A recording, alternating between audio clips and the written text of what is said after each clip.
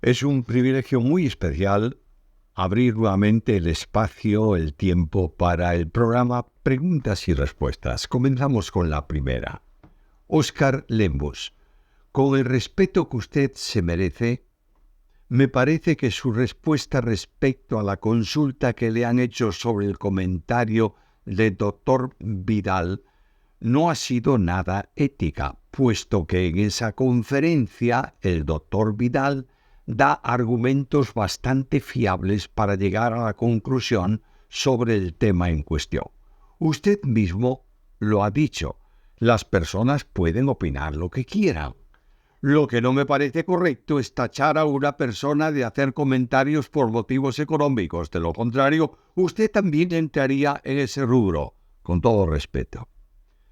Estimado Óscar, yo no he dicho, mira el vídeo, que esa persona haga lo que hace por motivos económicos. He dicho que muchos que sostienen posiciones tienen que hacerlo porque están condicionados por motivos económicos, y eso es una evidencia cotidiana. Alguien defiende un determinado manuscrito griego porque eso le permite la venta de interlineales que se ajustan a ese texto. En ningún momento hablaré de nadie sin tener elementos probatorios y sin que él esté presente. Pero quiero advertir a los creyentes de los intereses económicos, que mueven muchas veces los intereses de los que se presentan como benefactores del pueblo de Dios. Lo que tengo claro, ya que tú me dices que yo estoy en ese rubro, lo que tengo claro es que nadie puede acusarme de haberme lucrado ni un centavo con el ministerio. Noel Moa Neri. Pensar que por solo ver Can desnudo a su padre Noé, ¿no es cruel la maldición de Noé sobre la descendencia de Can por solo verlo desnudo o burlarse tal vez? A veces pienso que ese pasaje nos oculta algo más allá. ¿Puede ser cierto eso? Dios es soberano. Dios es justo. Dios es bueno. Dios es santo. Dios es misericordioso. Dios es clemente. Dios es lento para la ira. ¿Necesito acaso algo más para justificar una acción de Dios? Eduardo Jiménez, cuando Pablo dice que Demas le abandonó amando este mundo, ¿perdió su salvación Demas? Demas dejó el ministerio que estaba haciendo junto con Pablo para dedicarse a otras actividades, sin duda lícitas, actividades comerciales, industriales, no sé lo que, no importa lo que, pero actividades lícitas. Eso no supone una carnalidad, sino una elección entre dos opciones que son lícitas. En cualquier caso, no sabemos a qué se dedicó Demas cuando dejó el ministerio con Pablo. Lo que sí es cierto es que ningún creyente puede, en ningún caso, perder su salvación. Pastor Ramón de la Cruz. En lo referente a cómo será el cuerpo resucitado, tengo entendido que hay una diferencia entre cuerpo físico y cuerpo material. ¿Estoy lo correcto? También tengo entendido que nuestros cuerpos resucitados tendrán huesos, por tanto creo que en una resurrección física y que, al menos en parte, habrá continuidad del cuerpo presente con el cuerpo resucitado. ¿Estoy equivocado, respeto, o estoy en lo cierto?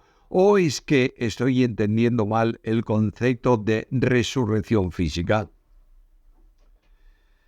En la resurrección de los muertos, Dios dotará al creyente del cuerpo de resurrección, que no es el mismo cuerpo que es enterrado. Ahora bien, ese cuerpo se llama cuerpo espiritual. Y no significa que sea un espíritu incorpóreo, sino que es un cuerpo adaptado a una vida en una esfera diferente y por tanto como cuerpo tiene, como dijo Jesús en su resurrección, carne y huesos, de una forma diferente. La identificación con el cuerpo anterior es que pertenece a la misma persona, es decir, el cuerpo de resurrección forma parte de la persona que antes tuvo un cuerpo físico que quedó en la tierra y fue al polvo de donde fue tomado. Elías Jiménez, en Éxodo 18, 15, 16, cuando Jetro está hablando con Moisés, le dice que cuando los israelitas tienen asuntos, vienen a él y él juzga y declara las ordenanzas de Dios y sus leyes. Sin embargo, en aquel momento de la historia, Dios no había entregado la ley a Moisés. En Éxodo 19, Dios le dice a Moisés que los sacerdotes se santifiquen y que no traspasen el límite para subir a Jehová, pero en aquel momento la ley tampoco había sido dada ni estaba instaurado el sacerdocio levítico. ¿Cómo podemos entender estos textos? Dios ya habló a Moisés antes tocante a ciertas leyes y no está registrado en la Biblia. Había una línea sacerdotal antes que el sacerdocio levítico, o quizá cuando Moisés escribió esto lo hizo teniendo en mente los acontecimientos que habían de acontecer. Dios, por medio de Moisés, había dado ya leyes que estaban regulando ciertos actos de la nación. Por ejemplo, la ley de la celebración de la Pascua, Éxodo capítulo 12, como ley definitiva, ordenanza definitiva para el pueblo de Israel. La dedicación de los primogénitos, Éxodo capítulo 13, también ley para Israel. Luego, la delegación de responsabilidades, Éxodo capítulo 18. Más tarde Dios da la ley completa. Primero la de los 10 mandamientos, de modo que Moisés recibió instrucciones permanentes que luego escribió como la ley ceremonial que está recogida en el Pentateuco. Dios tenía en mente la familia sacerdotal ya, que era la familia de Aarón, dentro de la tribu de Leví. Dios es el camino, la verdad y la vida. Los que mueren en Cristo van al paraíso o al cielo. Paraíso y cielo son nombres sinónimos. Así lo pone de manifiesto el apóstol Pablo cuando habla de una experiencia suya. Conozco a un hombre que fue arrebatado ¿a dónde? Al tercer cielo. Y conozco a tal hombre que fue arrebatado al paraíso. Segunda a Corintios 12, 2, 4. Tercer cielo es, simbólicamente hablando, el lugar donde Dios se hace presente. Paraíso es lo mismo en el pasaje. Por tanto, los que mueren van a la presencia de Dios, que en la terminología antigua dirían van al paraíso. Josías Escoto: después de la venida del Señor Jesús a por su iglesia, ¿seguiremos sintiendo el amor filial y erótico o solo tendremos el amor ágape entre los que sean salvos? No hay que hacer tantas distinciones minuciosísimas sobre la expresión de amor. Tratar de cosas en una dimensión celestial como las experiencias temporales y terrenales no es un buen sistema. Las distintas formas de amor están en la experiencia, pero para Dios hay un solo amor, de modo que nos amaremos como fuimos amados. Las particularidades terrenales van a dar paso a una experiencia celestial. Josías Escoto, el apóstol, dice: ¿quién nos separará del amor de Cristo? Nada nos separará. El pecado sí nos separa, es decir, nuestra voluntad.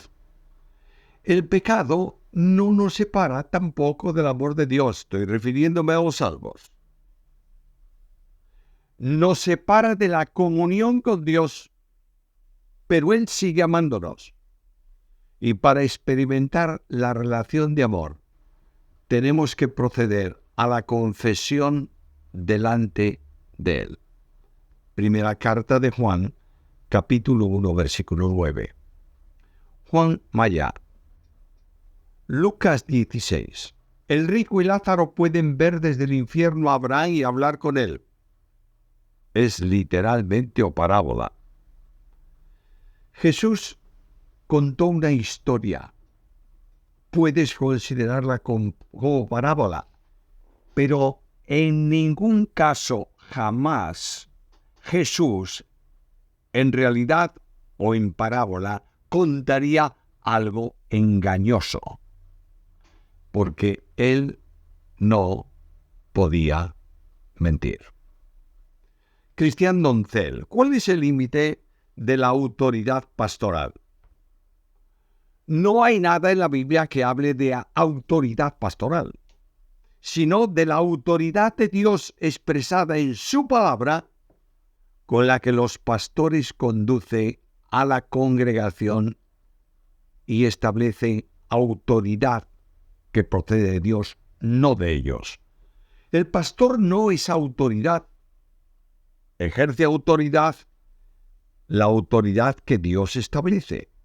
Por eso debe ser obedecido. Pero no debe ser obedecido en lo que él quiere como hombre, sino en lo que Dios determina. El pastor no tiene ninguna autoridad para establecer autoritativamente nada sobre ningún creyente, pero sí tiene toda la autoridad para establecer autoritativamente lo que la palabra de Dios revela y determina para la vida del creyente. Cristian Doncel, ¿cuál es la manera correcta de llamar a Jesús? ¿Hombre divino o Dios humano? Jesús es Dios hombre. Esto es la manifestación del Verbo encarnado. No es un hombre divino o un hombre que se diviniza, sino más bien un Dios encarnado. Juan capítulo 1 y versículo 14. Antonio Fernández Heredia, la carta primera, Pedro, va dirigida a gentiles creyentes expatriados. No sé si será por Nerón, pero me trae de cabeza que les dice en el capítulo 4:3, no hagan las cosas que hacen los gentiles. Es que cuando son creyentes los gentiles ya no son gentiles y pasan a ser israelitas, no lo entiendo. Mira, lo que está diciendo el apóstol es que los gentiles creyentes no deben hacer los pecados que cometen los gentiles no creyentes, como indica el versículo anterior y como indica este versículo. En ningún caso dejan los gentiles de ser gentiles para pasar a ser judíos, sino que como salvos, tanto sean gentiles como sean judíos, son un nuevo hombre. El creyente debe vivir santamente. ¿Qué es lo que está enseñando permanentemente en la carta el apóstol y especialmente en el contexto del versículo? Antonio Fernández Heredia, ¿cómo será el cuerpo del anticristo cuando el Verbo se encarnó como cuando el Verbo se encarnó o poseerá una persona? También tendrá una persona que es Satanás encarnado con dos naturalezas. Mira, el anticristo será un hombre, como tú y como yo en cuanto a hombre, del que Satanás se posesiona y hará lo que él quiera que haga. Ese hombre no va a tener dos naturalezas, sino una como corresponde al hombre, controlada plenamente por Satanás. Manuel, ¿qué Biblia me recomienda que se aproxime al texto original? Hay excelentes versiones, fieles, fiables, al texto griego y al hebreo. Por ejemplo, Reina Valera 60, Reina Valera 77, Nueva Versión Internacional, la Biblia de las Américas, la Biblia Cantera Iglesia, etc. Cualquiera de ellas es excelente en relación con los textos originales. Manuel, en el milenio habrá pecado y la gente con cuerpo humano morirá. El pecado será retirado definitivamente en cielos nuevos y tierra nueva. En el milenio, los hombres que nazcan son pecadores. Algunos serán salvos, los que creen, y otros no, y permanecerán incrédulos. La muerte estará presente y será eliminada al final de los tiempos, trasladándola al lago de fuego con los perdidos. Luis García, ¿cómo se explica en Génesis 3 que un animal como la serpiente pudiera hablar? ¿Cómo entender esto en la Biblia? Te contesto con otra pregunta. ¿Cómo se puede explicar que una burra hablara a Balaam? Números 22:30. No habló la serpiente, habló Satanás que estaba en ella. No hay que entender el proceso, sino creer en lo que Dios ha revelado. Daniel Guzmán Ovares, leo en Hechos 9:5, dura cosa te es dar coces contra el aguijón. Me pregunto si esta expresión se refiere a que Saulo ya venía siendo inquietado por el Espíritu Santo y él se resistía a creer. ¿Qué opina usted? Sin duda, Saulo, como la mayoría de los fariseos, se negaba a aceptar que Jesús era el Mesías y hacía todo cuanto podía para sacar del pueblo la verdad de que había resucitado. Esa rebeldía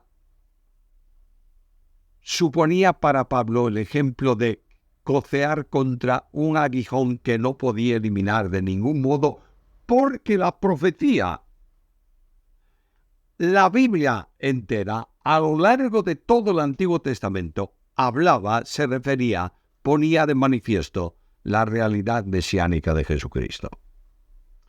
Ángel Fernández Vidal, ¿qué tipo de obras prepara Dios de antemano y cómo lo hace para prepararlas? Efesios 2:10. El objetivo de Dios es salvar al hombre en relación con el testimonio en el mundo, de modo que ese hombre creyente salvo se conduzca en forma semejante, a la misma manera que hizo Jesús, que la Biblia dice de él que anduvo haciendo bienes. Hechos 10:38. Dios no nos salva por obras, pero nos salva para obras. Nótese que en el texto no dice que hagamos obras, que preparó de antemano obras para que las hagamos, sino para que andemos en buenas obras, es decir, que el estilo de vida nuestro sea el buen obrar de Jesús, que es el único que hizo obras buenas en el sentido en que Dios calificaría de bueno, como calificó de bueno lo que Dios había hecho en la creación.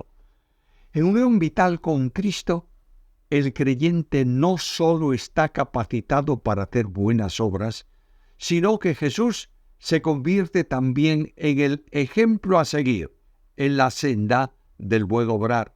Carta primera de Pedro, capítulo 2, versículo 21. Las buenas obras, o también las obras auténticas, son aquellas que Dios ha determinado para que el creyente viva en ese estilo, ande en ese estilo de vida. De otro modo, es un estilo de vida que se conduce como Jesús se hubiera conducido en cada ocasión de la vida del creyente. Ángela Silva, Colosenses 2:14. ¿Qué significa este texto? ¿Y por qué Pablo menciona la palabra acta? ¿Qué relación tiene esta palabra acta con aquella sociedad? Pablo habla del acta de los decretos que nos era contraria, que eran los elementos acusadores que Satanás tenía contra el hombre, y dice que Dios tomó esa acta de decretos contrarios, sin duda se está tratando especialmente de la ley por la que Dios revela el pecado, clavándolos con Cristo, que cumple las demandas plenas de la ley. De modo que el que cree ya no puede ser condenado porque Jesús perdonó todos sus pecados. Última pregunta, también de Ángela Silva. ¿Qué significa Lucas 17:1? ¿A qué se refiere Jesús al mencionar la palabra tropiezos? El término procede de la idea o expresa la idea de tender una trampa. Jesús previene a los discípulos de la experiencia inevitable del escándalo, es decir, de aquella acción de los que ponen una trampa para hacer caer una persona. Se trata, por tanto, de quienes inducen a otros a pecar como mundanos. Por eso el maestro dice, ¡ay de aquel por quien viene el escándalo, el tropiezo! Estos escándalos, lazos de tropiezo, pueden venir incluso de creyentes que confunden la libertad con el libertinaje, los que consideran que cualquier cosa, porque son salvos, es lícita. Pero también está en el mal ejemplo de los legalistas, asentados en una vida de limitaciones y de prohibiciones que no están en la Biblia y que sirven de piedra de tropiezo, roca de escándalo a los niños en Cristo. Terminamos el programa hoy. Muchas gracias por vuestra presencia. Pedimos que extendáis el canal a otros si es que os está sirviendo de bendición para que puedan recibir el aliento del martes, el estudio del viernes, por supuesto, los 2 programas de preguntas y respuestas y también el tema del domingo. Mientras tanto, que Dios bendiga vuestras vidas y vuestro ministerio.